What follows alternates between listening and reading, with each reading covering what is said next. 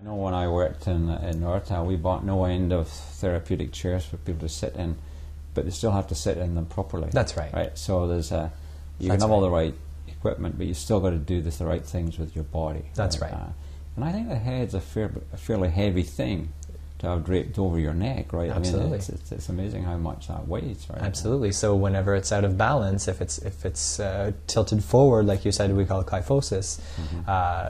There's a lot of excess pressure in the neck musculature. So we're stretching out and lengthening the back musculature, which becomes too weak. The chest becomes too tight. The shoulders begin to round forward. So you ask what my recommendation would be for people. It's a simple understanding of your own anatomy. If you can find a program, a fitness program that's going to help to not only guide you through exercises, but to also help to teach you to understand the basics of your body. It's not rocket science. No. It's all about balance of musculature. If you can understand how your body is meant to be held, you'll have a much greater chance at achieving that throughout the day. The more you think about posture, the more you correct it. Yeah. So one of my goals working with my clients is to have them think about it a little bit more often. I want them to hear my voice in their head throughout the day as often as possible. Think of all the little verbal cues that I've offered them in their hour with me.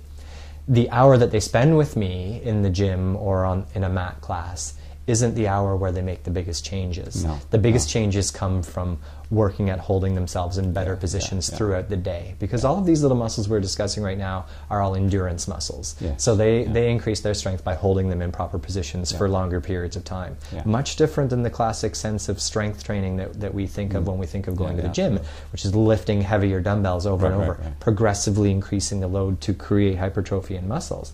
We're dealing with postural muscles, which are endurance-based. So again, holding positions for longer periods of time. When some of my clients start with me, they may be able to sit upright in proper posture and hold their shoulders back for maybe 2 minutes, and then they get tired and start to slouch again. But after 2 or 3 months of practicing, they may be up to 10, 15, 20 minutes of being able to do it before they slouch. Now, a long way to go when you're looking at an 8-hour workday or a 12-hour workday for some of us, but it's a start. So building that endurance.